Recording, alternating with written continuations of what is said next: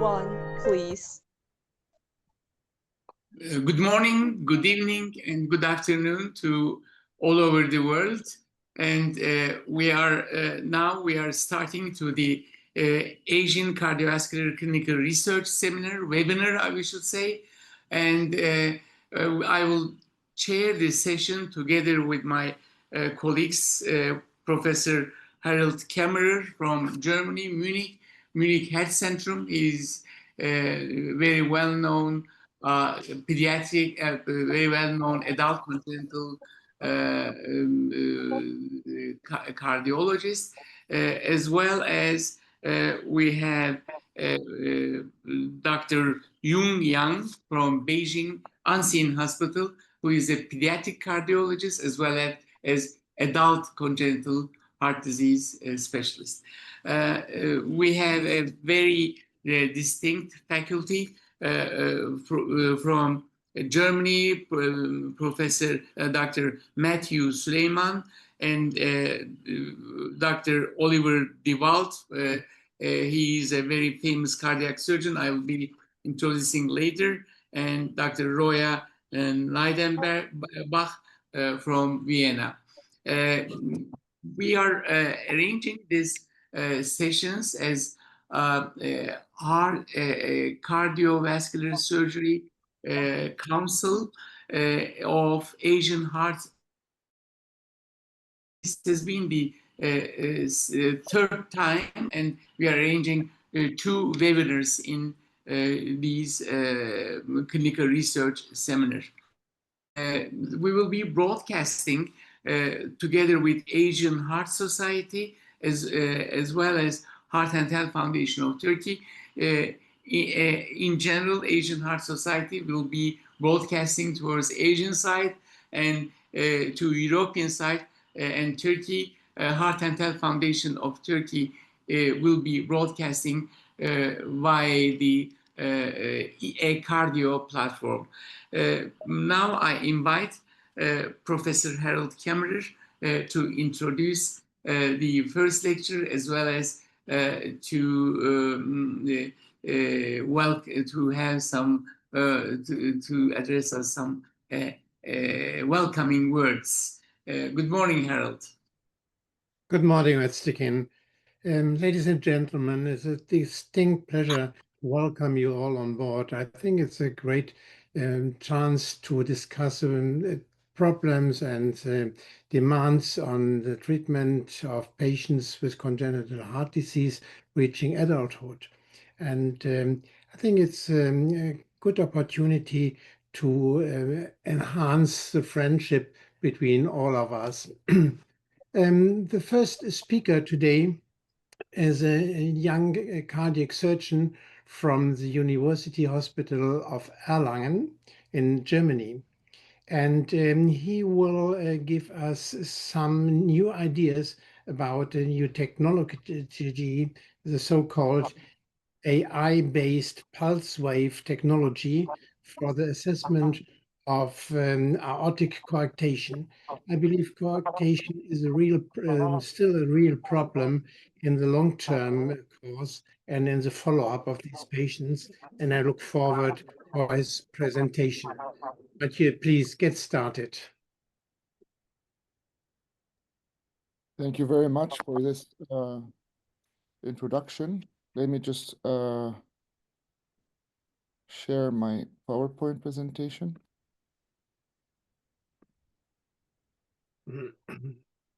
So, do you see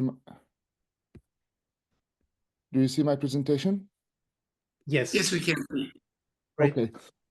So, good morning, good afternoon, or even good evening, depending on where you are joining us from. My name is Mathieu Suleiman. I'm a cardiac surgeon in training at the University Hospital Erlangen in Germany. It's my pleasure to be with you today at this session to present our recent work entitled AI-driven pulse wave analysis in aortic coarctation, revolutionizing diagnosis and management. Over the next few minutes, I'd like to take you through how we've applied artificial intelligence-enhanced pulse wave analysis to better understand vascular health in adults after coarctation repair. I have nothing to declare. So the number of adults with congenital heart disease is steadily increasing. Globally, congenital heart disease affects around 1.5 million children each year. Thanks to the advances in pediatric cardiac surgery, cardiology, and intensive care, over 90% of these children now survive into adulthood. That means that today the number of adults living with congenital heart disease already exceeds the number of affected children, and this trend is only expected to continue. The shift in demographics calls for long-term tailored strategies, not just for anatomical repair, but for managing lifelong cardiovascular risk.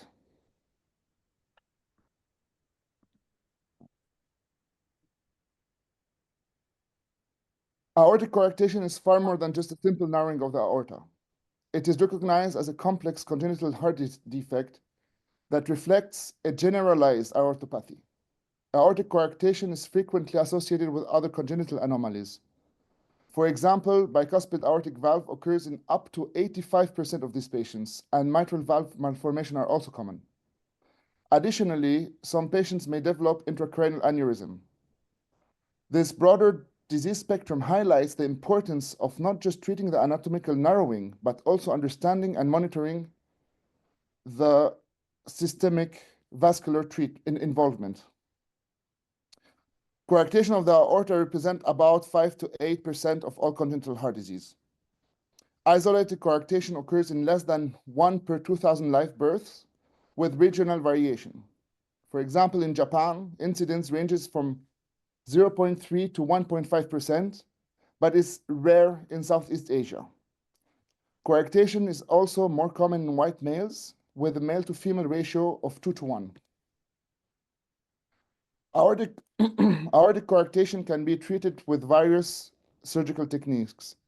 The most common is an end-to-end anastomosis. Other options include interposition graft, patch angioplasty, and subclavian flaps, especially in infants. In complex cases, an extra anatomic bypass may be required. Of course, the choice depends on the anatomy, the age, and the surgical history. Even with successful surgical or interventional treatment, aortic coarctation remains a chronic condition with significant long-term risks. The most common issue is a systemic arterial hypertension, which persists and recurs in many patients. These risks highlight the importance of a long-term surveillance and functional assessment, which is where tools like pulse wave analysis may play a key role. The number of adults with congenital heart disease is steadily increasing. Globally, congenital heart disease affects,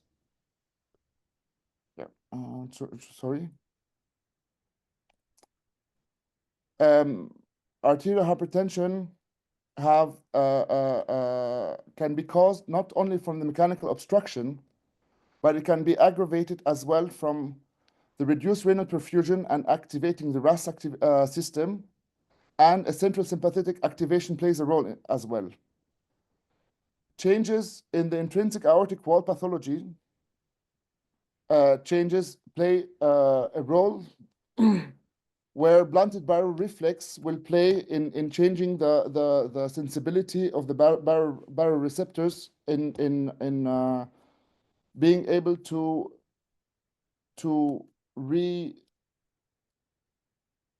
resense the hypertension. So long-term vascular effects will persist after COA repair. It will have a carotid intimal media thickness in adults as well as in children, and the endothelial function in brachial artery will have a problem as well. However, at first glance, it may seem that conventional blood pressure measurements is sufficient to detect hypertension accurately in coarctation patients. But emerging evidence challenges this assumption.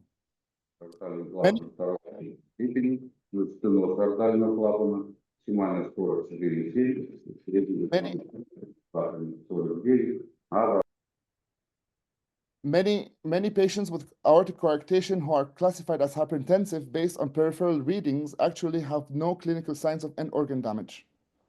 No left ventricular hypertrophy in imaging or ECGs, no fundus hypertonicus, and no meaningful response to multi-drug antihypertensive therapy. This suggests that in a significant number of cases, the diagnosis of hypertension may be overestimated. And central aortic pressure might offer a more accurate reflection of cardiovascular burden.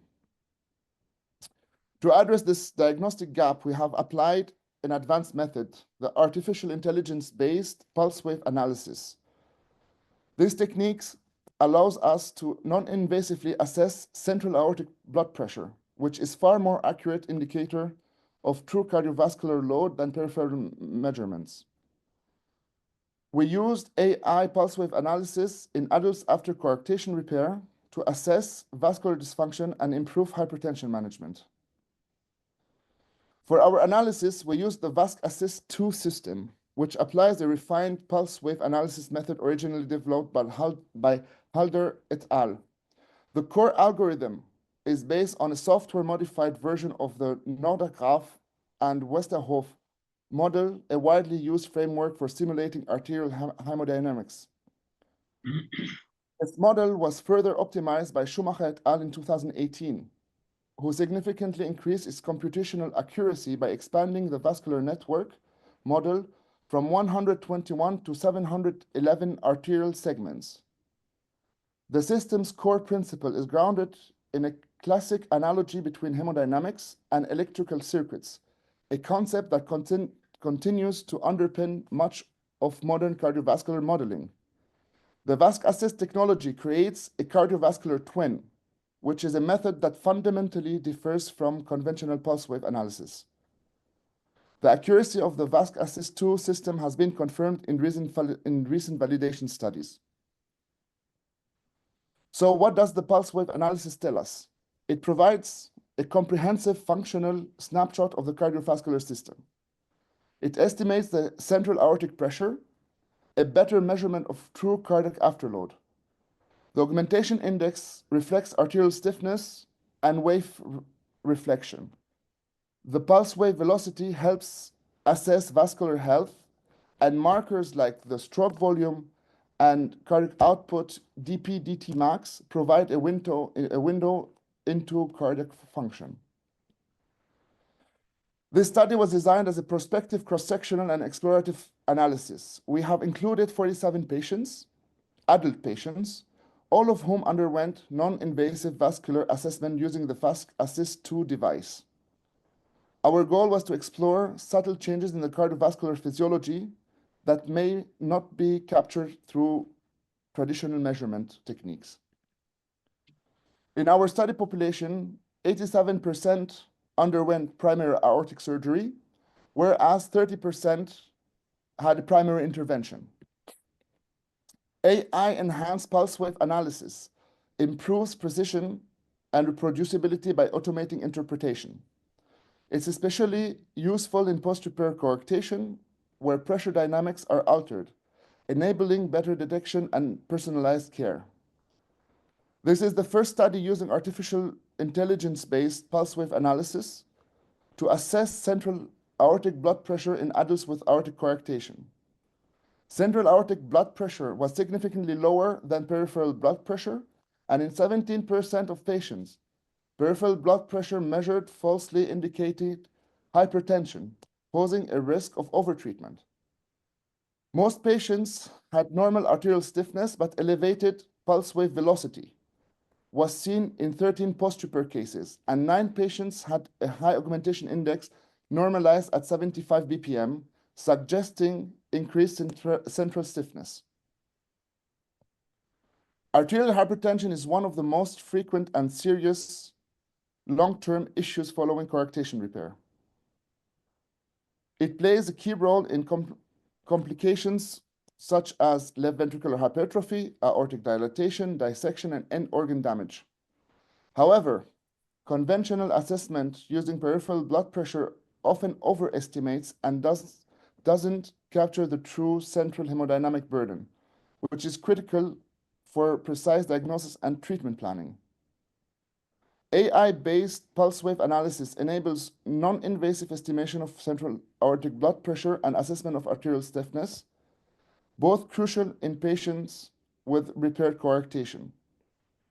Given the altered aortic geometry and pressure dynamics in these patients, AI pulse wave analysis provides a more accurate picture of the true hypertension and overall cardiovascular stress. This enhances diagnostics precision and supports a more tailored treatment decision. Modern AI-based pulse wave analysis allows precise, non-invasive assessment of central aortic blood pressure. In coarctation patients, this is especially important due to altered vascular dynamics. AI pulse wave analysis can refine hypertension diagnosis and guide more targeted therapy. Integrating central aortic blood pressure into routine follow-up may help prevent both over and under treatment, ultimately improving outcomes through better risk stratifications. Thank you very much for your attention. If interested, please scan the QR code. This will redirect you to the PubMed page of our published article. Thank you.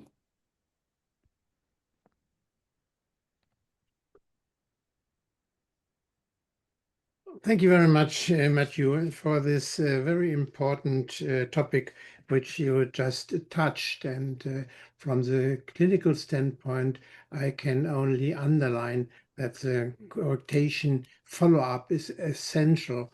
And as you told us, the assessment of blood pressure is one of the most important things. Perhaps we can have the screen. Okay, thank you. Are there any questions to the speaker from the surgical side?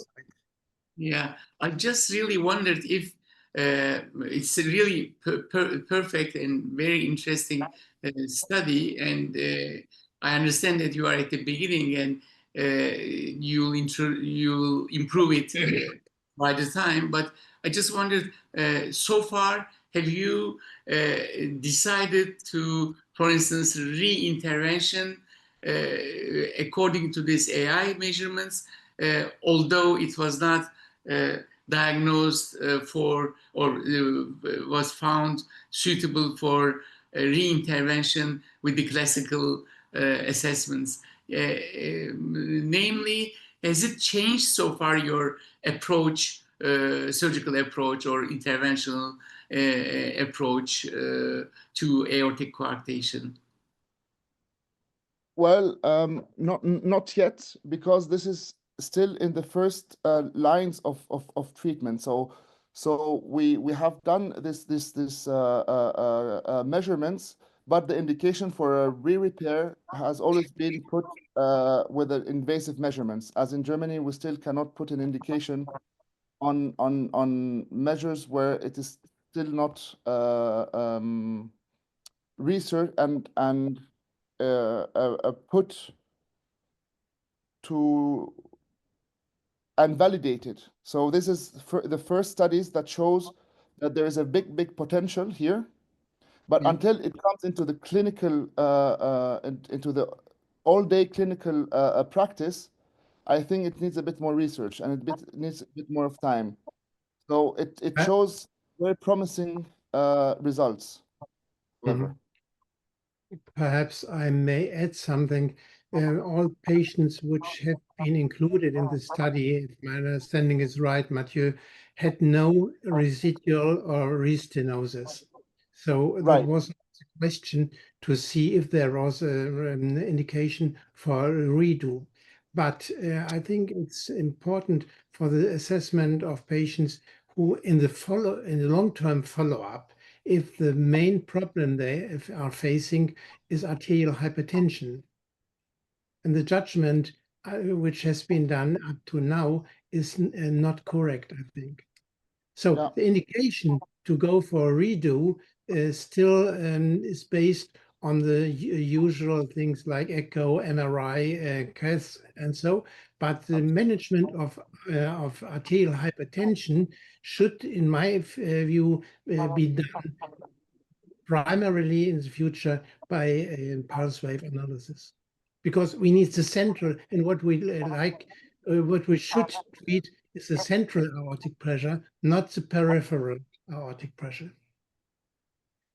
I think May I add a question to it? In regard of surgical techniques we are using in order to repair the coarctation, and this is usually done by surgery within the first few days or maybe few weeks of life. Can you comment on different types of repair in this period of life? If this could play a role and influence the development of stiffness of the aorta, and whether the techniques we are using, you just presented, whether they can show us or provide us more insights into what is better on the long term. So how can we implement that in the pediatric arena in the neonatal phase? So the central so the AI pulse wave analysis to implement it in the pediatric population is going to be challenging, as the limitation of the method itself. For example, the cuffs what we have are still not for pediatrics patients are not adequate. However, we can see that depending on the different surgical techniques, what have happened. So it's whether it's oftenly what we do here is an end-to-end anastomosis within the first weeks of life or the first periods of life. We have seen patients that have come that have been lost to follow-up, that have been operated in the 80s, where they had a patch plastic a patch enlargement of the aorta where the narrowing is, and we have seen they came back with aneurysms. So here we could with through the pulse wave analysis we could monitor these patients and maybe see a non-invasive way in early signs of these natural follow-up complications of the disease. I hope I was able to answer your question like this. Thank you. No, that's pretty good. Thanks. I think it's really important that this measurement can be done only in adults just now, because the size of the cuffs. Yeah, of the cuffs is too big for children. But let's wait what the future will bring. Okay, Mathieu, thank you very much for your presentation, and I would like to hand over to my co-chair for the next talk. Yeah, thank you very much, Harold. Now it's a distinct pleasure for me to introduce Professor John Jin. His title is very interesting. The ductal flap application in aortic arch reconstruction for neonates with interrupted aortic arch. Dr. Jin, are you ready? Yes, just for a minute. I'm going to share my screen. Wonderful. Let's see.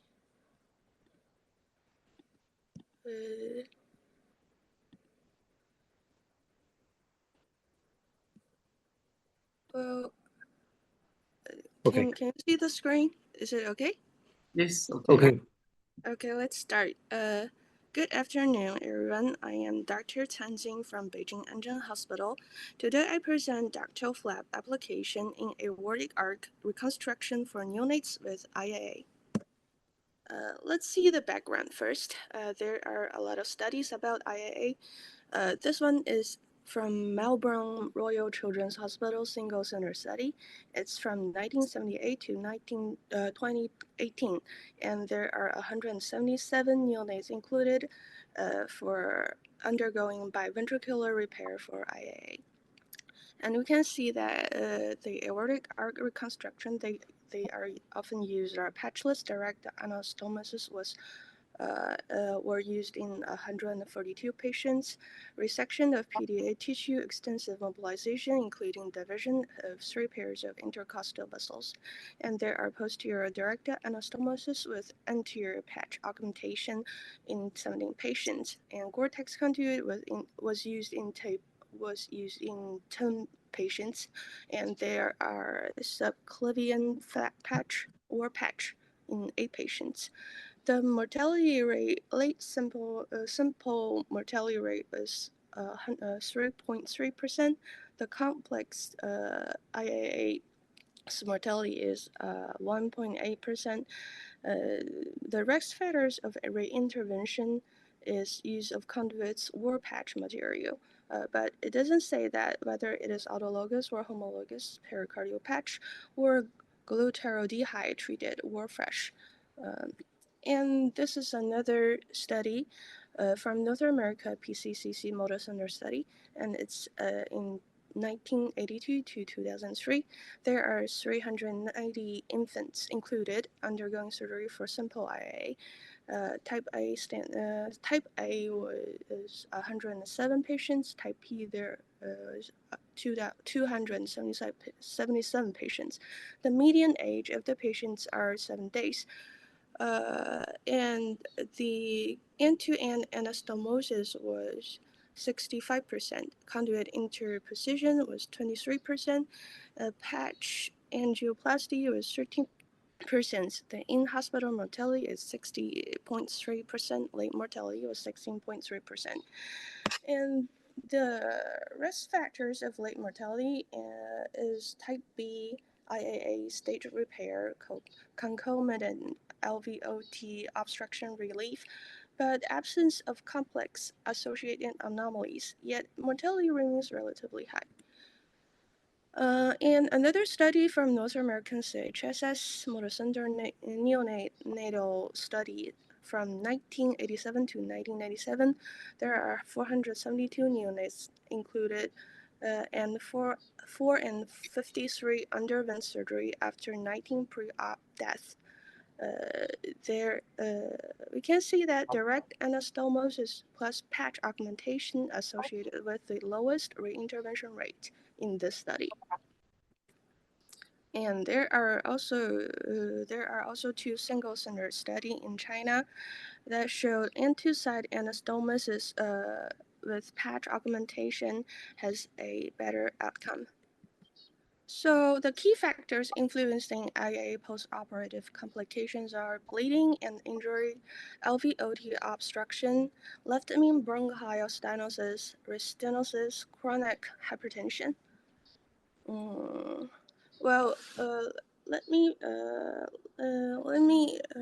introduce our PDA patch technique for neonatal IAA. There are 3 key steps. The first key step is pulmonary artery cannulation with cooling. We preserve PDA intimal integrity. Strictly avoid arterial cannula insertion through PDA into descending aorta. Occlude branch pulmonary arteries to divert blood flow to distal descending aorta. The second key step is PDA patch used for the posterior wall. Make a longitudinal incision in the PDA, then excise incomplete or damaged intimal tissue. Perform in situ anastomosis to the proximal aortic arc to reconstruct the posterior wall. And the third key step is autologous pulmonary artery wall for anterior wall reconstruction. We harvest autologous pulmonary artery wall to fashion a patch for anterior wall augmentation, then repair pulmonary artery with fresh autologous pericardial patch. Now, this is a video clip from our procedure. We can see that reverse cannulation and bypass initiation, and then after the arrest upon aortic cross clamping, we do a PDA harvesting and arc exposure. We incise the PDA longitudinally to create a posterior wall patch. Extend the incision proximally along the medial wall of the ascending aorta. Then posterior wall reconstruction. We suture the PDA patch to the native aortic tissue using continuous polypurling. The key technical principle is maintain circumferential alignment with minimizing tension. And fourthly, anterior wall augmentation. We harvest autologous pulmonary artery wall from the anterior MPA surface, tailor the patch to match the aortic arc curvature, and securely anastomose to the anterior aortic arc using Rennie suture. And finally, we do a pulmonary artery reconstruction, repair the MPA defect with an appropriately sized patch. And we often use fresh autologous pericardium or pulmonary homograft. And after this video clip, we think that advantages of the PDA patch technique is readily available, and optimal elasticity and anatomical length prevents tracheal compression, preserves natural arc geometry. PDA patch technique critical principles we have 3 points: preserve intimal integrity, which can prevent early aneurysms.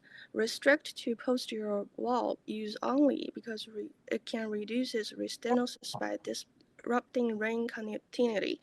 And finally, execute watertight anastomosis with polypurling or interrupted suture techniques. And there are studies said that coarctation literature indicates preserving PDA tissue does not compromise long-term pacing. And these are some types of traditional aortic reconstruction materials. For example, artificial materials, but they have poor growth potential, high rigidity, and suture line bleeding. Bovine pericardium have poor growth potential also, and it can show some calcification in long-term results. Autologous pulmonary artery wall are limited availability, but optimal curvature geometry, it has a great geometry curvature, and it has high growth potential. And autologous pericardium is there are 2 types, which is fresh pericardium or glutaraldehyde treated pericardium. The treated ones are poor growth potential and high rigidity, but the fresh ones are good to grow. And now let me share 2 cases in our center. The case 1 is used the direct anastomosis with patch augmentation used by autologous pericardium. This is a female patient. The birth weight was 3.1 kilograms. She was diagnosed as IAA type A VSD, left tracheal bronchial stenosis. She had continuous infusion of PGE before operation. At the 3 days after born, she had respiratory distress requiring bypass support. The pre-ductal oxygen saturation was 88 to 98%, and this is her pre-operation CT. And the surgery was performed on the day 6 with weight 2.8 kilograms.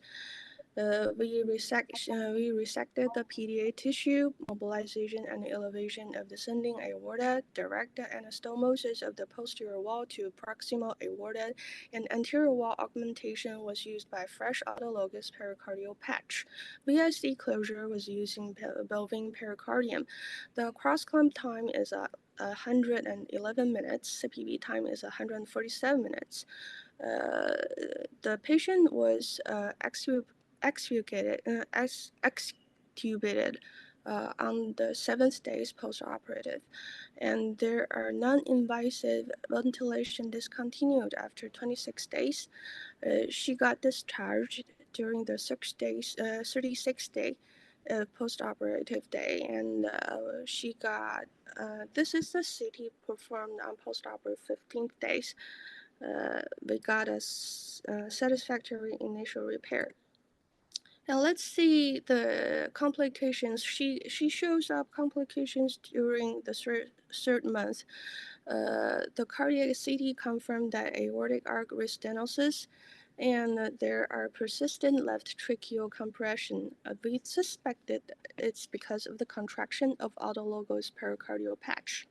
And these are the CT results post-operative. So she got reoperation on the first month. At that time, her weight is 4.5 kilograms.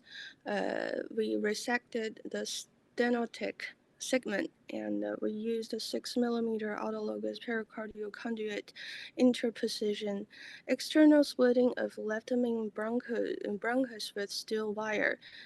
She got extubated during the 5th days after surgery and was discharged during the 15 days after surgery. The 1-year follow-up showed that by echo showed that ascending aorta is 12 millimeters, narrowest descending aorta is 4.2 millimeters, distal segment is 8.1 millimeter, peak gradient is 75. So the persistent moderate obstruction, we think that it still needs requiring surveillance. And this is the CT post-operative stream was performed during post-op 3 months. And this is the second case, which we use the PDA patch technique with pulmonary artery patch augmentation. This patient is male and was with birth weight of 3.2 kilograms. He was diagnosed as IA type B with VSD. He also got continuous infusion preoperatively, and after 8 days of the birth, he got respiratory distress, so we used BiPAP support. He got pre-ductal oxygen saturation around 92 to 97%, and this is his CT before surgery. So we performed the surgery on the 15 days after his birth. The weight was around 3 kilograms. We got procedures at partial resection of PDA tissue and longitudinal incision of PDA to anastomosis to the proximal aortic arc. So the PDA flap rotated as a posterior wall patch. The critical step is the distal and extended to descending aorta. In anterior wall augmentation, we use the autologous pulmonary artery as a patch. We harvest the anterior wall of the main pulmonary artery. Finally, we reconstruct the main pulmonary artery by fresh autologous pericardial patch. And we closed the VSD with Dacron patch. So he was extubated after 3 days of post-operation and was discharged during the 12 days after operation. After 18 months follow-up, we have seen that his CT angiography was good. Ultrasound showed that descending aorta pattern with flow velocity of around 60, which was in a normal range. So from January 2022 to December 2024, we have total 13 cases of IAA repair during neonate period. All patients were term neonates with VSD who underwent single-stage biventricular repair without complex anomalies or LVOT obstruction. The PDA preservation group had 5 patients. The median cross-clamp time was 133 minutes. CPP time is around 224 minutes. Ventilation duration was 96 hours. So the surgery techniques was posterior aortic wall reconstruction using PDA patch and anterior augmentation with pulmonary artery patch. The outcome shows that there are no in-hospital mortality or late mortality yet. The PDA resection group had 8 patients. The cross-climb time is around 128 minutes. CPB time is 192 minutes. The total ventilation duration is 127 hours. 2 patients underwent extended direct and two-side anastomosis. There are 0 in hospital or late mortality, and 6 patients underwent extended anastomosis with patch augmentation. 1 in hospital mortality because of low cardiac output. We have supported with ECMO, but the results is not good. And there are 0 late mortality. 1 case of restenosis requiring reoperation, and 1 case under surveillance for elevated flow velocity. And these are the data of all these patients here. So you can see, as I was said above. Finally, conclusion. High neonatal IA mortality necessitates early single-stage primary repair as standard care. Controversy persists regarding aortic arc reconstruction techniques, optimal patch material selection. In situ anastomosis and growth-conducive autologous patches demonstrate superior outcomes yet, and PDA patch posterior wall plus a autologous PA patch anterior wall achieves 0 tracheal compression for now in our center, midterm patency. But long-term efficacy requires further validation. And that's my presentation. Thank you very much for listening.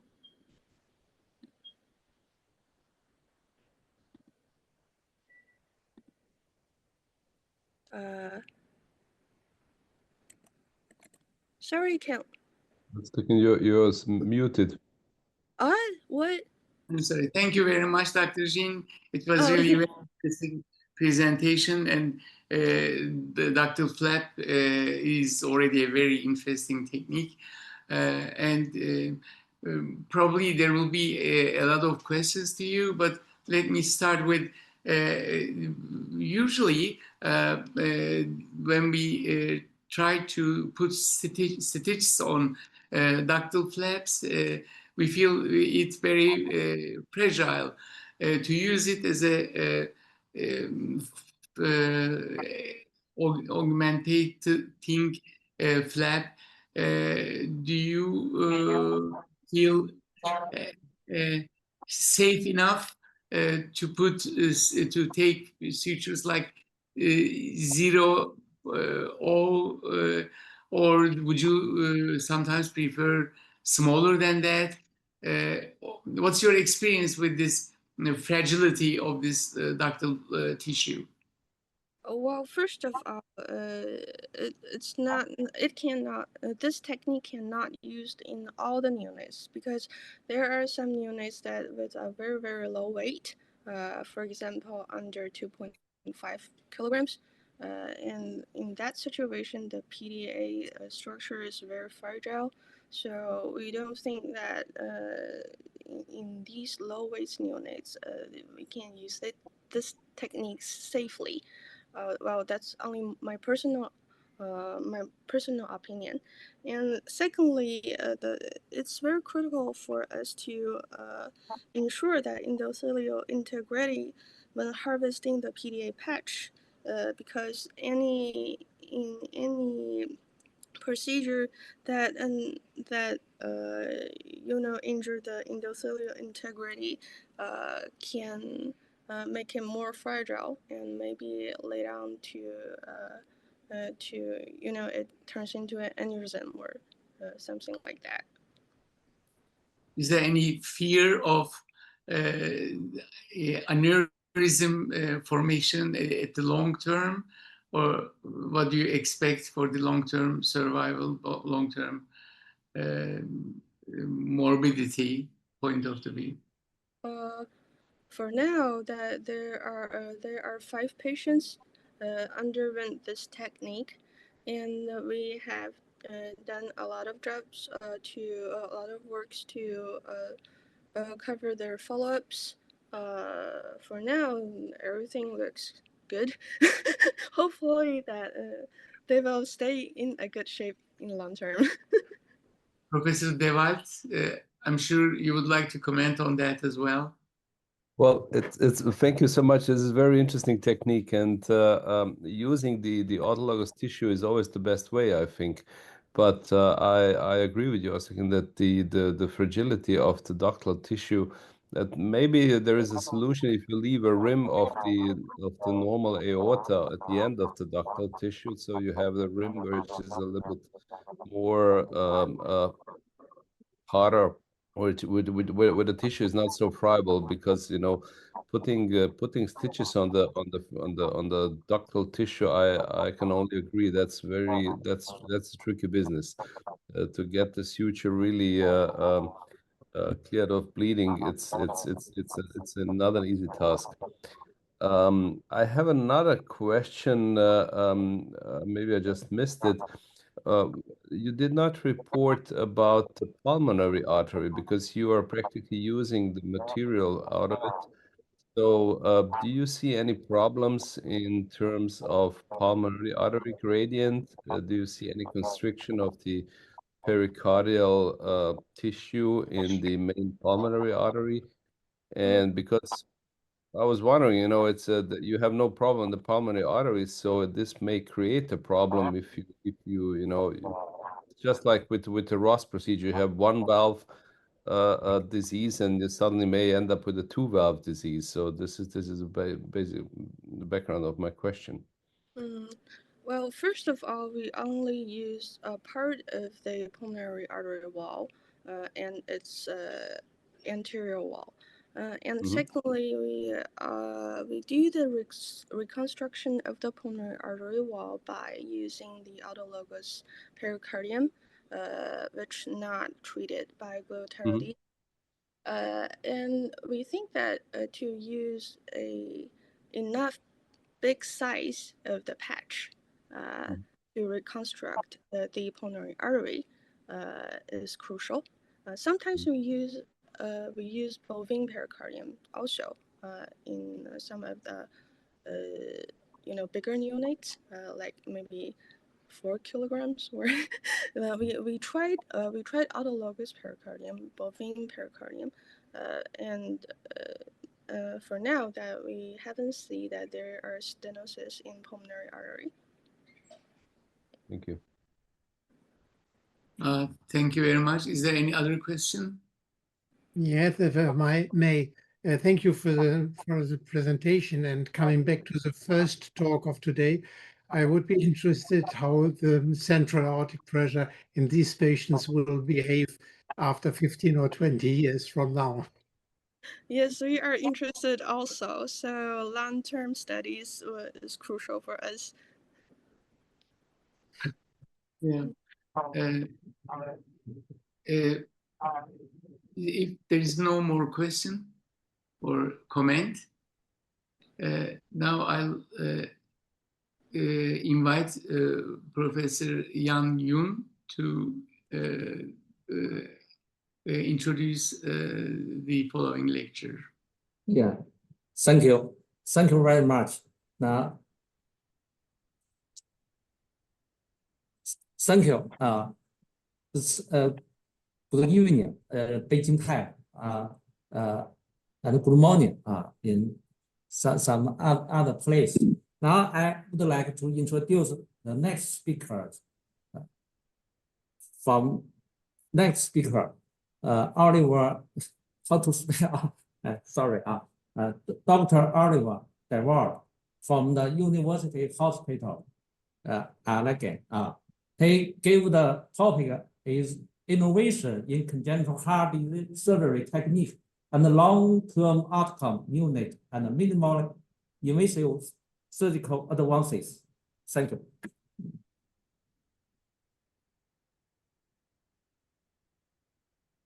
Dr. Oliver. Yes. Well, thank you very much. Mr.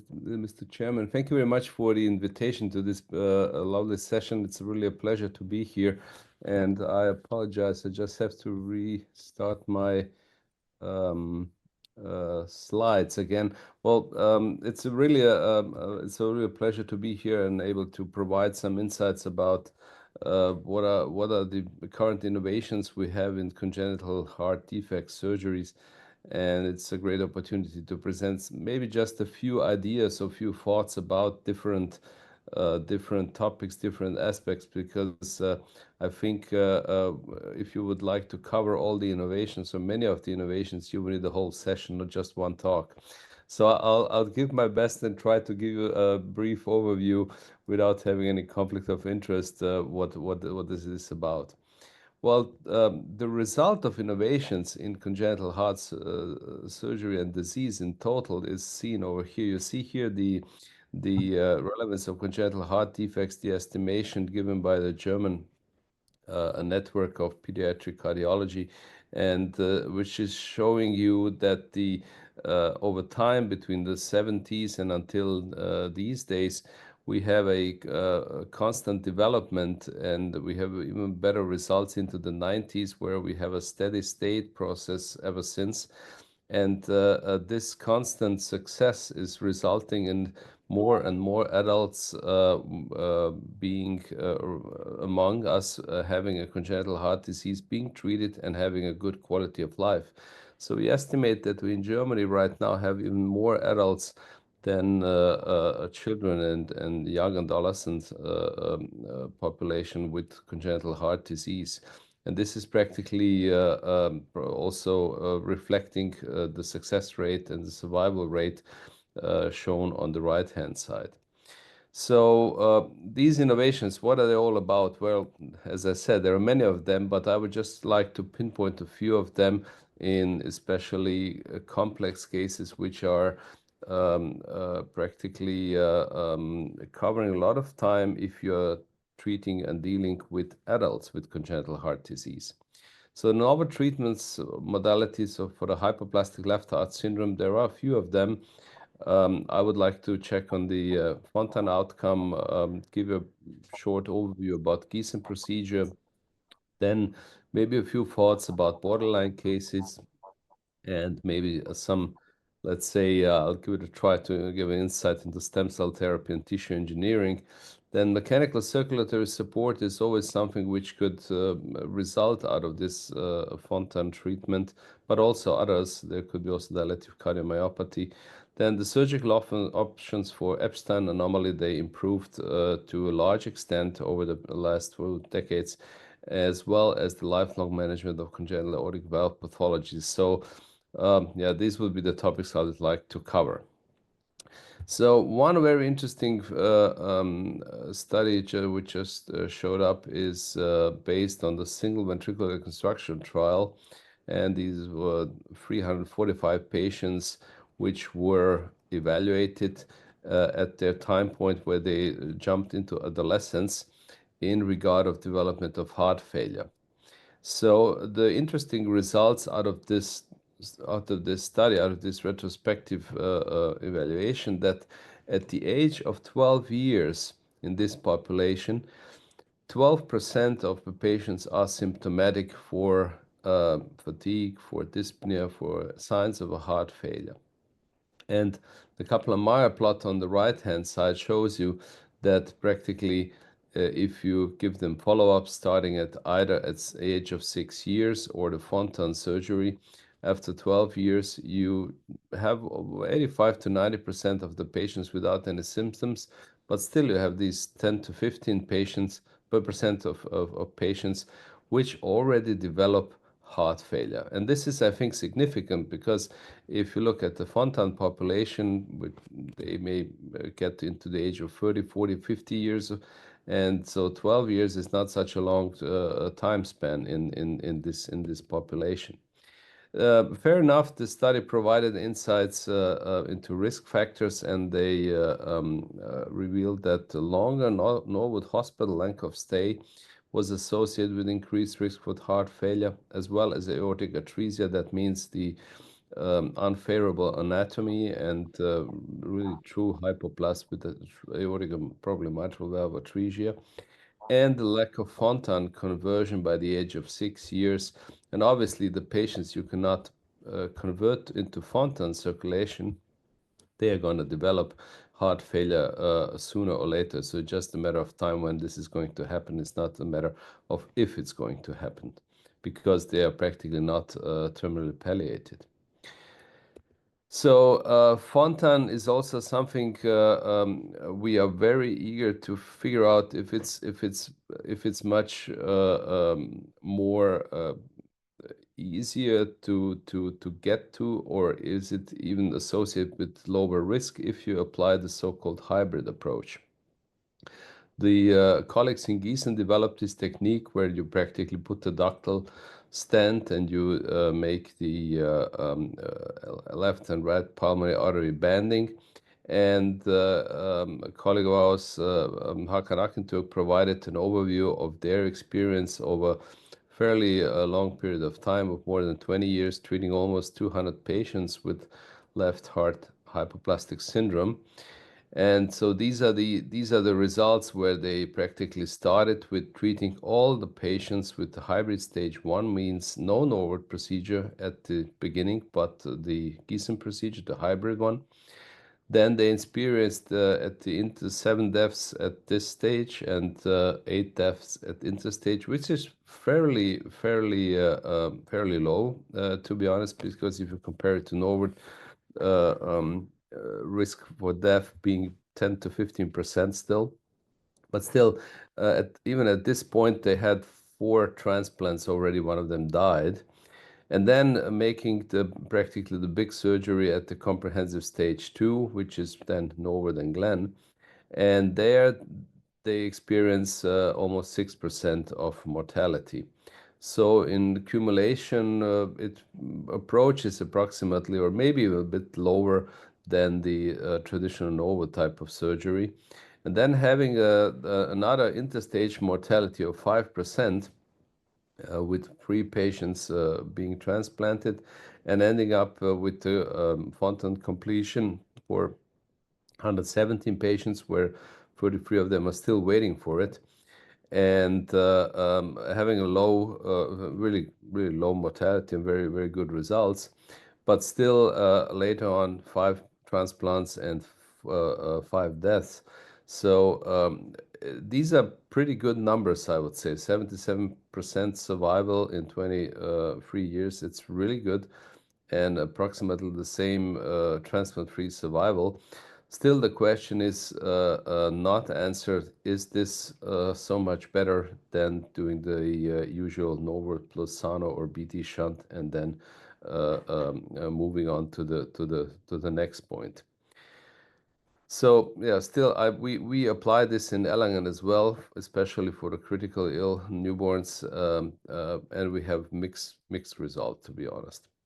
So not far away from the hyperplastic left heart syndrome is are the borderline forms of it, which are often termed as a hyperplastic left heart complex. Some of them are even so far that they will say the mitral valve dysplasia syndrome. So there are numerous denominations out there. And so these are the ones we would usually try to treat in a biventricular repair type of fashion, which is schematically shown over here. So where you practically augment the aorta and remove all the afterload to the left ventricle, and then close all the shunts in the atrial and ventricular level, and thereby provide the practically the full pressure and speed on the left ventricle in order to provide growth to it. Sometimes these patients would even need a left ventricular recruitment before repair, which would consist practically again of leaving the VSD, for example, augmenting the aorta and putting a pulmonary artery banding.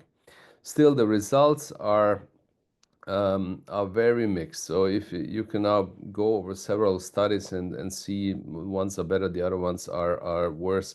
And it shows very clearly that decision making is extremely difficult in these patients. So you have borderline cases where you use echo and cardiac MRI, and this is now also the recommendation to do so, and then try to figure out in terms of you see here the criteria. So if you have aortic valve which is 5 millimeters or less, you should not go for it. But if the mitral valve is not large enough and the left ventricular volume is not large enough, you should also skip that. Especially the LV dysfunction and endocardial fibroelastosis are the ones which are making trouble, and these are the patients where we do not aim to go for biventricular repair. So it is there is a lot of music in this field. So I find in the meantime hypoplastic left heart complex much harder to treat than the syndrome, because with the syndrome you have a fairly clear-cut data and way out to go. With the complex, you really need to try to figure out it on the individual basis, and this is not very easy in these patients.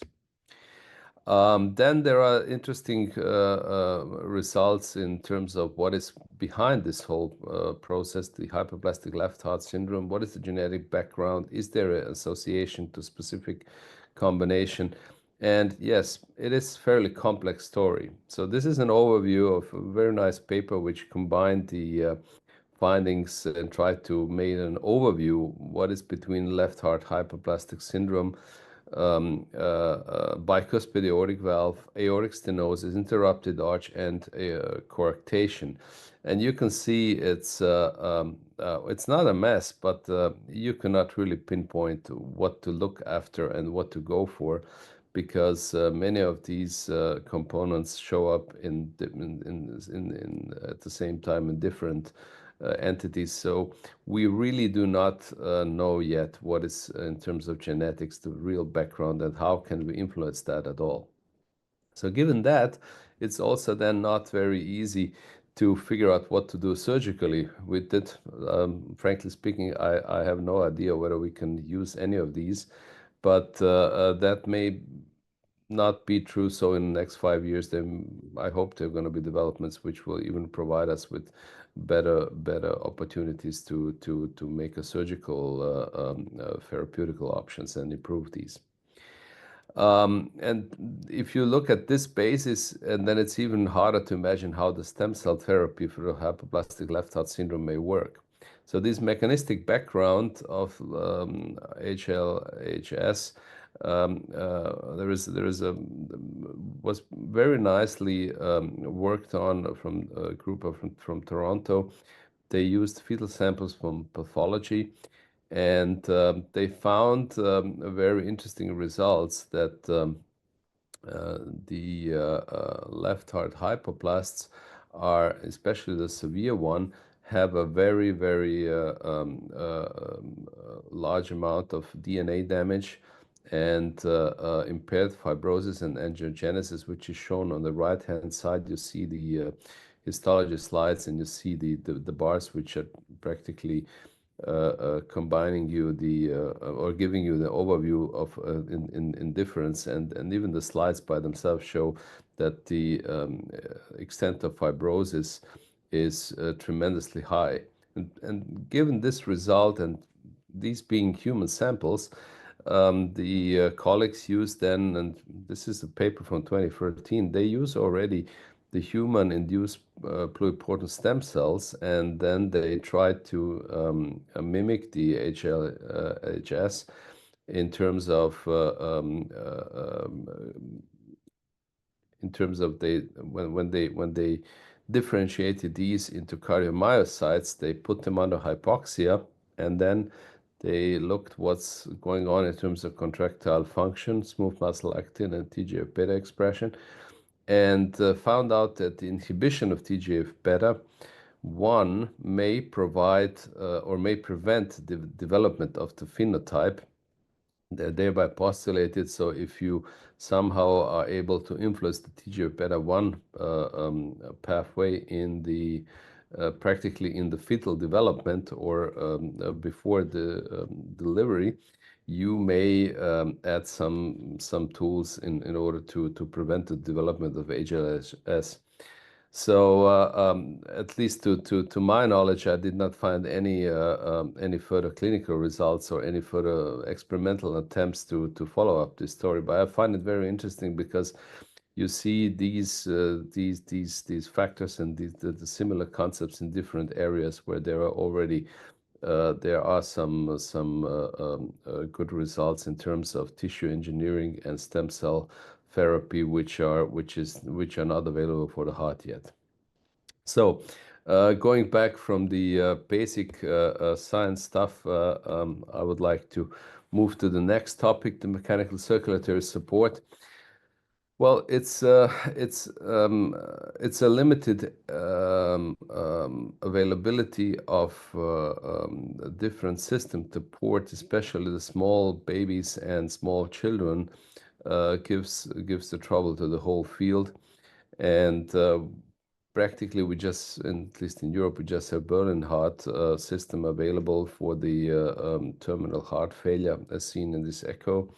And the only innovation which was there in the last 5 to 10 years was development of a X-coactive system which provides a better mobility for patients during support. And this system provides also not only better mobility but also better quality of life during the long-term waiting time, because this goes over months and even years, and this is an increasing burden on patients and their families, which are mostly bound to a hospital.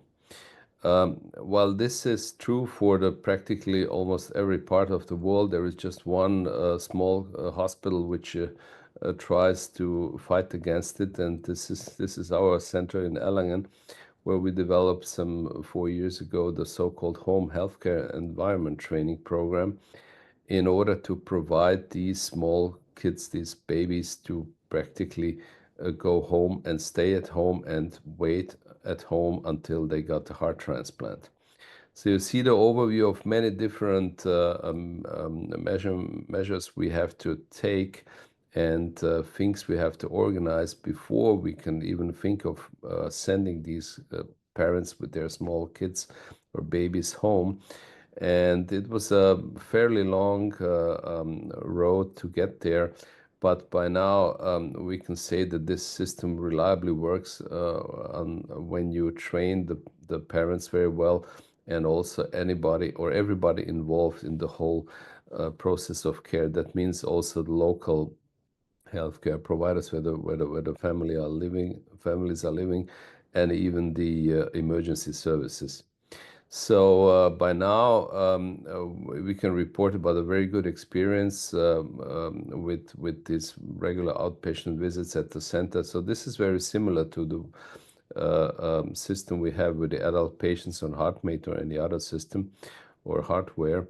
And they can contact us on a telemedicine on demand. And as well, we found also that the quality of life in all patients who went home got tremendously improved and was normal to some extent.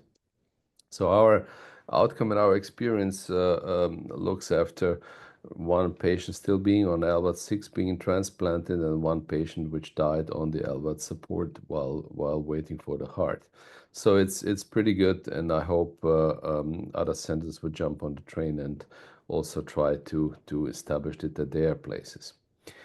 The next topic would be the Epstein anomaly, and so there are very interesting developments and very interesting results from different studies which are practically now available, because the field evolved in the last 10-15 years tremendously. So the Epstein anomaly is very interesting disease because it can present at almost any age. So it could be a newborn one, but it could also be a 65-year-old lady shows up at the cardiologist, and at the first time somebody takes an echo and then finds out, wow, she got an Epstein, but it's not necessary to treat it, for example. In generally speaking, what is newer, what is current state of the art, how to deal with the Epstein? It is very clear that the indication for surgery do not only rely on the echo anymore, but also on the MRI workup, and that the indication for surgery is practically given when the patients are symptomatic and have an impaired ventricular function. So this is, well, this is not that new with symptomatic patients, because this is what has been done the last decades. But what is really new is that children and adults should undergo exercise tests, and if they are asymptomatic, then the indication for surgery is given. One point is still a troublesome one. That's a neonatal Epstein with severe congestive heart disease. That remains challenging, not only for the surgery, but also because the perinatal mortality is still very high.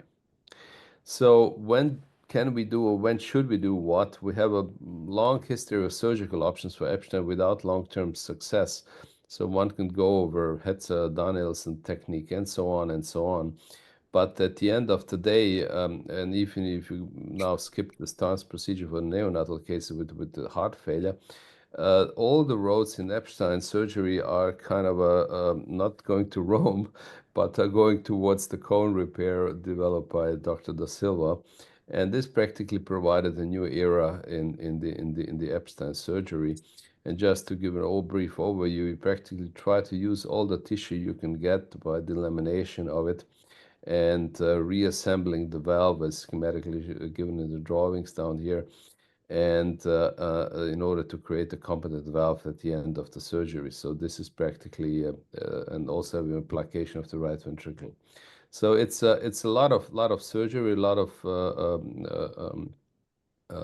demanding surgery, but it's a well doable technique by now.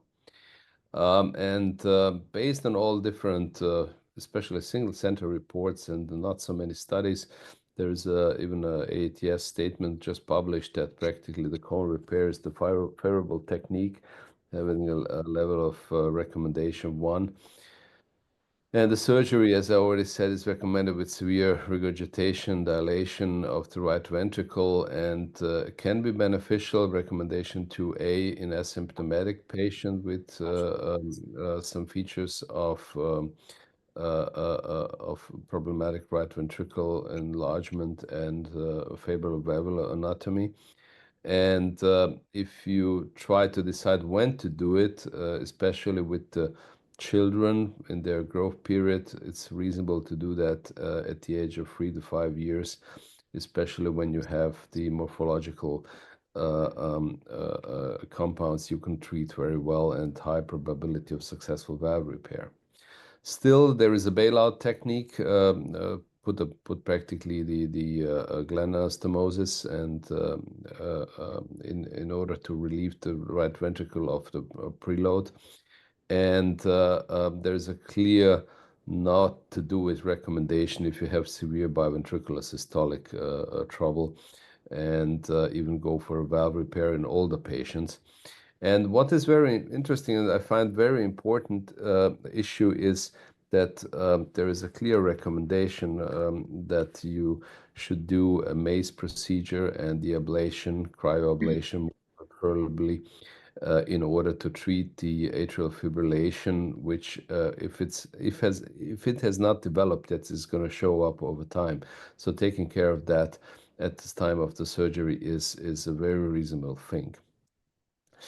So moving down the road from the Epstein and going over to the other valve pathologies, the congenital aortic valve pathology is probably causing the most trouble over the long time period. And there are several options for it. And even if I just picked up the serialized grafts from Hanover, ARISE and ESPOIR, or ESPOIR being for pulmonary one. They are a good choice, but they do not provide really a growth. So there's this comparison match between homografts and the cellularized ones, and the cellularized ones they have really a better outcome, and this is why we prefer to give them into our patients. And so these are practically the tissue engineered valves, if you like, and but their availability is very limited. So there is a tremendous need for more of them. And true tissue engineered valves out of the lab are still in preclinical development and not available yet. They're mostly still in the experimental phase, and so we don't have anything on the market or on the site. And valves with the growth potential are not there yet either. So this congenital aortic valve pathology still needs a lot of attention, a lot of surgery. So there is development, but it's not much of development. What one can say there is development in is the other patient later on where they have developed the aortic pathologies. For example, a patient with severe aortic regurgitation after a switch procedure for transposition. And in this specific case, the circumflex artery originating beneath the aorta from the right one. The durability of the repair is an issue in this case is because you have the pulmonary valve in the aortic position, and what is the durability of the switch procedure? And this is a constant debate on it because there are no there are not really a good data out there to compare techniques. So for example, this is now a David technique to preserve the valve, to reconstruct the aortic bulbus, and then practically preserve the originally pulmonary valve in this position. But we really do not know if the outcome for the David repair, which is shown on the left-hand side, and very good survival after 20 years of 75 to 80%, and really a lack of a mild, moderate, or even severe aortic regurgitation after 20 years. So the technique seems to be really, really good, really reliable in experienced hands. You can really provide very good long-term results with it. But we don't know yet if this is really something feasible for our congenital area. We can just extrapolate these data in order to figure out that this is something really good for our patients. One very common thing, if you go towards the adult arena, is the bicuspid aortic valves. A lot of people are asking, well, is this truly a ACHD patient, or is it just the adult patient who just have a specific valve? It doesn't matter, in my opinion. You need to fix it if there's a problem with it. These are the data from the Homburg group, from Schaeffer's, and they show that practically the 15-year survival is really good, very good survival of 95%. The freedom from reoperation depends on the geometry of the valve. So again, and also this holds true for a lot of these things. You need to make a thorough planning, and you need to figure out what type of geometry, what type of a valve do you have in order to figure out what can be done. And the more asymmetric the valve is, the worse results are going to get. And if you need to use foreign tissue, the user pericardial patch turned out to be predictive for rush development of the aortic regurgitation.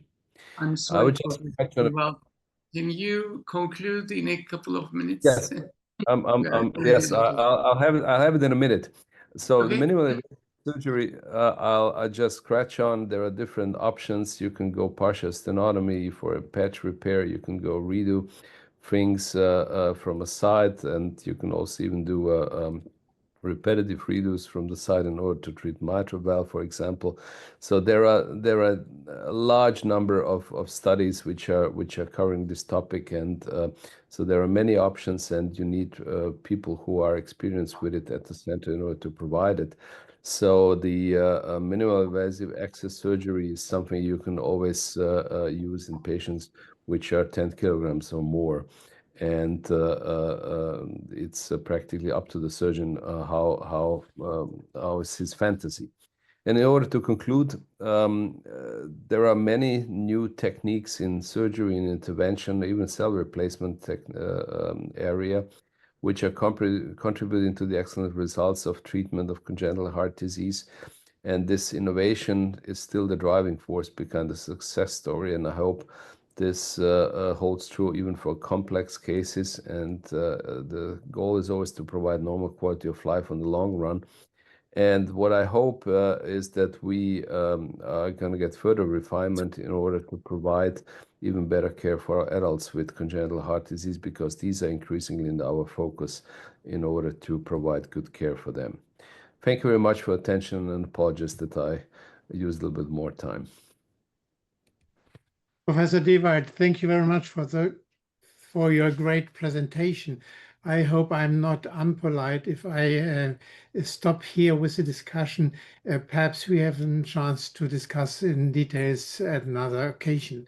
And I would like to give the word to my previous co-worker, Professor Roja Neidenbach, who is meanwhile in Vienna, and she will switch to a more internistical oriented approach of patients with congenital heart disease and the burden of overweight and obesity. Roja, please.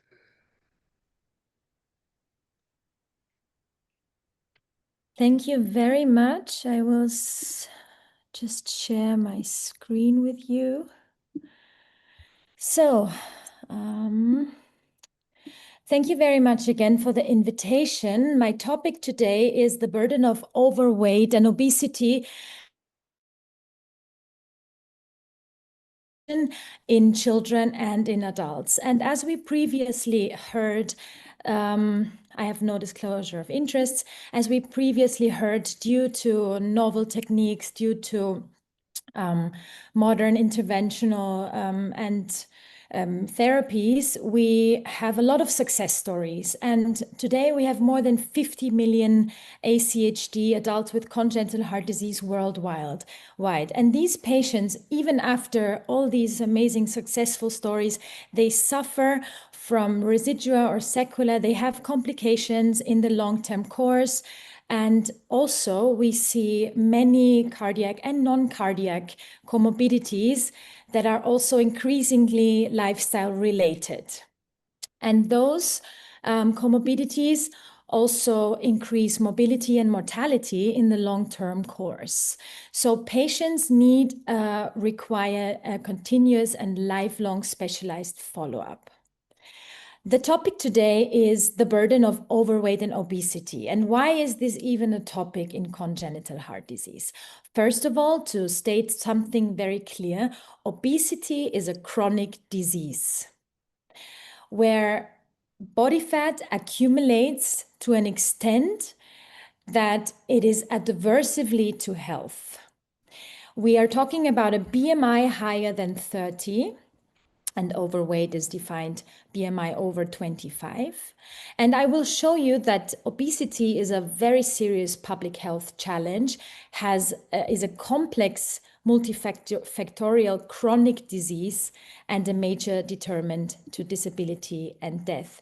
Why? Because it affects the whole body. I will not go into detail here, but I will show you certain correlation and risk factors of developing certain disease and obesity. So you see there's a threefold increase of creating a diabetes mellitus to create gallstones, increase of acquiring a hypertension or additional coronary heart disease, and of course, a 1 or 2-fold increase of low back pain, of orthopedic diseases or erectile dysfunction. So it affects the whole body as it is a very serious disease.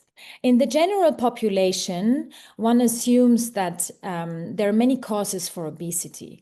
For example, lack of exercise or a low social status is associated with obesity, eating disorders, as well as family dispositions or genetic causes, lack of sleep and stress.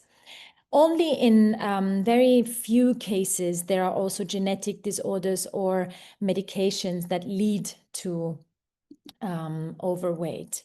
In congenital heart disease, though, there are many different angles and reasons to consider, since they also have a physical activity, a sedentary lifestyle, but mainly due to restrictions and also due to parental perceptions. like poor role modeling or overprotective parents, for example. At the same time, also medication plays a huge role, and the medical history and a pure patient-physician communication. Many physicians neglect obesity in the treatment, but also the age and the developmental state. But still, the main cause of obesity, also in congenital heart disease, is the increased calorie intake from food and the reduced calorie burn from physical activity in the majority of the cases. Let's see the actual data in children and in adults. At the moment, data shows that in the world, we have approximately 14% of the boys who are actually obese, and another 15% in the European region who are obese. And you can see that these numbers are going to rise within the next 10 years in boys and in girls to a very large amount of children suffering of obesity. And there's now a recent study that was published in March from the Lancet publication that analyzed the estimations of prevalences for children and adolescents for the next 30 years. And here you can see that in all countries, all over the world, data is rising. And we see that approximately 60% of the general population will be overweight or obese by the time of 2050. Up here, you see the numbers of prevalence of overweight. Down here, you see the number of prevalence of obesity by super region. But let's continue. As we know, in the US, the numbers are high for a long time already. These are the numbers of obese patients. And here you can see that in the US, at the moment, in many states, the numbers of obese patients is higher than 40% of the population. But these numbers are not solely high in the US. If we have a look at the prevalence of overweight and obesity in Chinese adults over the last 30 years, one can see that there's a fourfold increase from 1991 to 2015 in overweight and also in obesity in men and women, and also, of course, in total. If we look at the data precisely, one can see that by the end of 2030, 50% of the Chinese urban male population will be overweight, as well as in rural areas, and another additional 14% obese. And these numbers are also mirroring in the female population group. But how about the numbers in congenital heart disease now? So there's a little controversy. At the one time, literature shows that children are at increased risk of developing obesity. And then other studies show that it mirrors the general population, or the data is much higher. To show you some actual data, this is a study from the USA that included approximately 968 children and analyzed that out of these children, there are 31.5 overweight and 16.5 already obese. And these authors also concluded that there's a high risk period at the age from 6 to 10 years old, because that is the time when patients are most likely to become overweight and obese. So 6 to 10 years is a high risk state.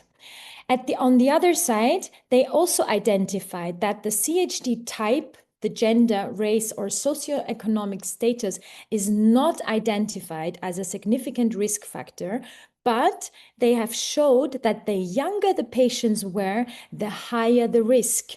So we conclude that we will have even more younger children developing overweight and obesity in the future time.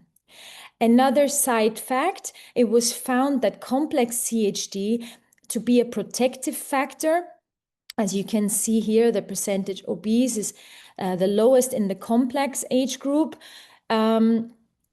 But in total, it was also concluded that in all patient groups, the number of overweight and obesity is going to rise.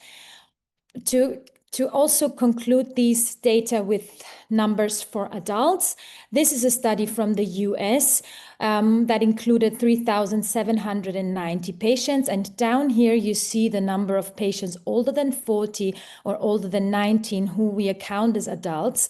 And one must say that already 73% of adults in this CHD population is either being overweight or obese.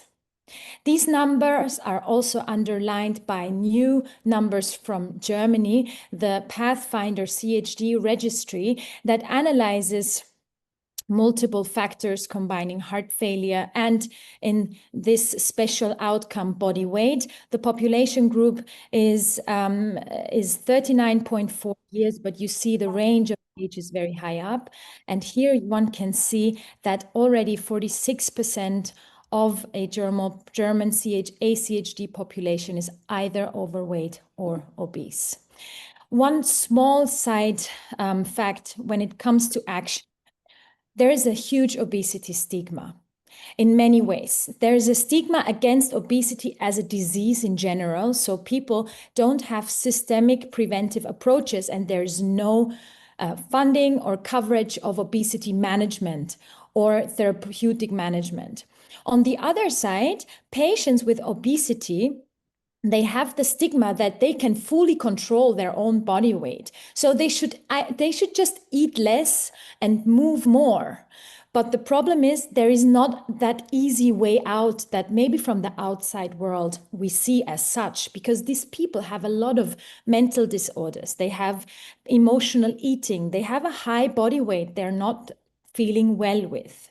And if you're looking and regarding at data, on the left side, you see the percentage of people who have experienced stigmatization in the healthcare system. And here you can see that mostly all patients have received negative assumptions due to their weight or inappropriate comments such as, oh, you gained even more weight and you don't move enough, and so on.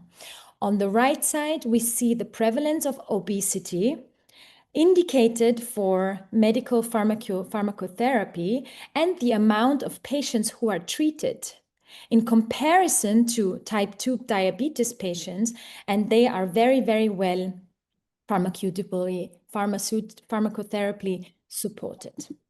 So I come to my summary and to my conclusion. Overweight and obesity is a chronic, especially obesity is a chronic disease. The numbers are escalating, and it's a huge global health problem in general, but also in CHD and in ACHD. Since the prevalence tripled over the past 30 years, we see a huge impact on the well-being and the long-term effect of our patients, and we see that they're increasing the risk of creating comorbidities and other disease. So we need a multidisciplinary approach. We can't do it on our own. We need cardiologists, dietitians, psychologists, and also physical therapists to understand the individual situation of the patient and also contributing factors. And also, of course, I'm underlining for the need for early prevention, regular monitoring and follow-up of weight, of cardiac comorbidities, and please, let's all avoid the stigmatization, because the disease is here and it's fully there. And please also let's try to avoid general recommendations, because at the end of the day, we need to find the individual resources of the patients. So talk, listen, but please don't look away. Thank you very much for your attention. Oh, yeah, thank you very much. That was another outstanding presentation, and congratulations. And I would like to ask Professor Otto, is there some time for discussion still? I think so, because next session will start in half an hour. So I think we can use at least 5 or 8 minutes or so for the further discussions. You go ahead, Harold. Perhaps you can ask some question to Roya. Okay, thank you. Oya, I think it was a very clear statement which you gave. But could you give us some idea how we can get a better cooperation between specialists in adult congenital heart disease centers and the primary care physicians outside of the hospital who take also care of patients with congenital heart disease? You know about this problem very well. Yeah, so with a regard also on overweight and treatment of these patients, you mean? Yes. Yes. So in general, there should be a very close communication between the general primary doctors and the specialists. And also the doctors and specialists should focus on the individual situation of the patient together, because whether one nor the other can do it by themselves. And also, since obesity and overweight is a, let's say, new therapeutical topic, yeah. Also, of course, the primary doctors, they need support from the specialists in order to make the right decisions individually for the patients. So this cooperation is of major importance for a successful therapeutical outcome of the patients, especially in regards with comorbidities. I completely agree. But I think there's still a problem because we miss a cooperation with the primary care physicians, and on the other side, the patients themselves are often not so well informed in the adult congenital heart disease group that they need a continuous follow-up, as you have also documented several years ago. Yeah. Yeah, we also say that there might also be a lack of communication also with the specialists, not only with the general practitioners, but also with the specialists in congenital heart disease, because also after primarily successful surgeries or treatment, patients need their specialized knowledge also to further continue with a healthy lifestyle and a healthy, since this population group is very specific. Yeah, completely right. Are there other questions from the audience? Yes, if I may, I would like to ask Roya about the medications, new medications to lose weight. We know that there is a real exercise capacity, loss of exercise capacity in some of congenital heart disease. For instance, at the Fontan cases, at the, as Oliver mentioned, 12% of them are having heart failure. In general, heart failure cases, the exercise is limited. They have psychological problems. To eat less, to say them to eat less is difficult. So to go for new medications, is it useful, or is there any place for that? Thank you for the very interesting question. I think the very important thing is patients after Fontan surgery at the beginning, they have little or they have too little weight.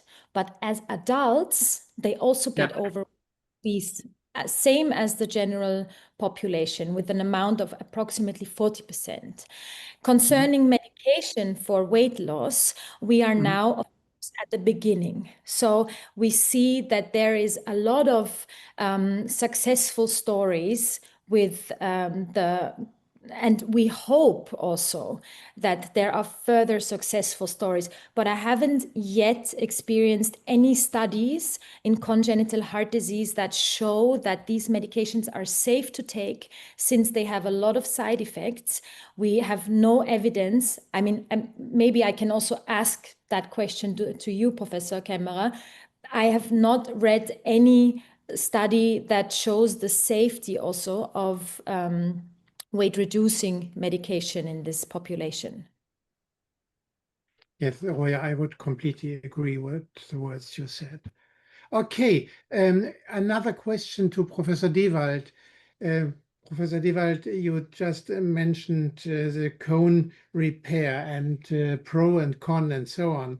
As far as I have seen, there's only a minority of people who think about tricuspid stenosis in these patients. Have you any experience? Most report on the success of tricuspid regurgitation, which will not be present anymore. But what about tricuspid stenosis, particular under exercise? Is it a problem? It seems to be a problem if you made the valve too close, if you make it too tight. So once when you perform the cone procedure, you need to well, Z-score would be the appropriate one for the children, and for the adults, you should stick to the normal sizes. So you should not practically downgrade the valve and make it too narrow. And you can prevent that if it's necessary with the use of pericardial patch material. But that is not very favorable in this type of surgery because it's gonna calcify, and it may provide then secondary stenosis development later on. So the long-term follow-up of these patients is simply not there yet because Da Silva described it in 2007. So the best bet, you look at 10 years and maybe a few years more of follow-up at the centers which are practically performing this type of surgery from the beginning. So I think that especially the patients where the pericardial patch was used, they may show up later on with this type of problems. Thank you. Any other questions to Professor Dewald or the other speakers? Yes, if I may, I would like to ask one question to Dr. Dewalt, Professor Dewalt as well. It was really an extremely good and wonderful overview on congenital new developments in congenital heart surgery. I just wondered if you are also performing the hybrid procedure. Are you on pro side of hybrid procedure in as Erlangen technique, or you just do the previous technique? I couldn't catch from your talk exactly.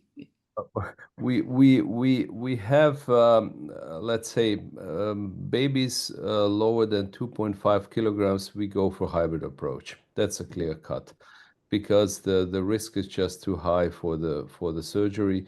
Now Sven Dietrich introduced also the flow occluder he can place interventionally, so it can go down to one intervention now to get the ductal stent and both flow reducers in there. So that's very elegant way to practically dissipate the risk in the beginning with this neonates. The trouble is always if you have a narrow distal aortic arch and you put the stent in there, so you have a kind of a very small angle between that. That gives you only option being a surgery, and because the stent may impair the flow into the brain and into the coronaries, so that is then irrespective of the weight we go for the surgery. But in general, we try to postpone the surgery somehow to get out of the neonatal phase. We have this tendency in Erlangen as well, because we see that the liver performance is much better because you have a long surgery of maybe 4 or 5 hours duration, and then you have to put all different coagulation factors into the patient because the diffuse bleeding is there, because the liver is not functioning well, lactate is high, you end up on the ECMO and all these things. So I find this concept from Gießen very appealing, but I wouldn't say you should just go for one or the other. You should try to make kind of a housekeeping rules for every center, what the center is feeling good about. So if you have a good technique or good Norwood a ring-enforced PDFE graft for Sano, for example, so you're avoiding trouble with the shunt and interventions, then it's a good option to even to do that in the neonatal phase. Thank you very much. Secondly, if I may, I would like to learn if there is another option than Berlin Heart LVAD for the kids so far, because I think a couple of weeks ago we have heard that the Chinese, new Chinese LVAD, is there any German or American LVAD for kids or babies so far? Well, a Berlin Heart. Berlin Heart. Well, Berlin Heart is working on a new model which is fully implantable, but and there is one company in the US who is also barking on the small kids. And I think this Core Heart 6, there are a few centers also trying to implement it even in Germany. We are not one of them, unfortunately, but it is. I think it's the trouble is below 20 kilograms, and anything above that you would have either, there is no HeartMate anymore, but you would either Core Heart 6 or even Berlin Heart or even HeartMate. If the heart is big enough, then you can put the HeartMate in there, but it's tough under 30 kilograms. It's really tough. At least the colleagues I talked to about these cases, they are all very, very reluctant to do so, but in case you have no other options, you do it. But for the small ones, unfortunately, there is nothing, at least because the market is so tight. You don't have so many patients, so you would not find a company who would invest a whole bunch of money in order to provide care to, I don't know, 25 patients a year. There is no money behind that. Yeah, exactly. Thank you very much. I just wonder if our Chinese colleagues, Dr. Yun and Dr. Jin, has any comments or questions.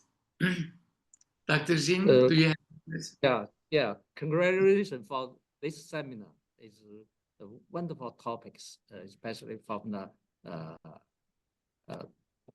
the West Turkey and Germany speaker. Gave us wonderful talks. Thank you.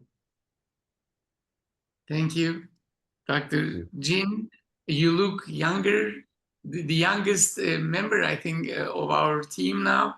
Do you have any I don't know, perhaps Dr. Sleiman is also a younger member of our team. So Dr. Jin, do you have any extra comment or contribution to or question? No, I was listening to all these wonderful presentations here. I think yes, I'm a little bit younger in all the but I think mostly I'm just learning from you are wonderful professionals, and I still have a long way to go. I need to gain my experience. Thank you very much. Thank you, but you are still skillful enough to put sutures on ductal tissue that I couldn't really think about. So.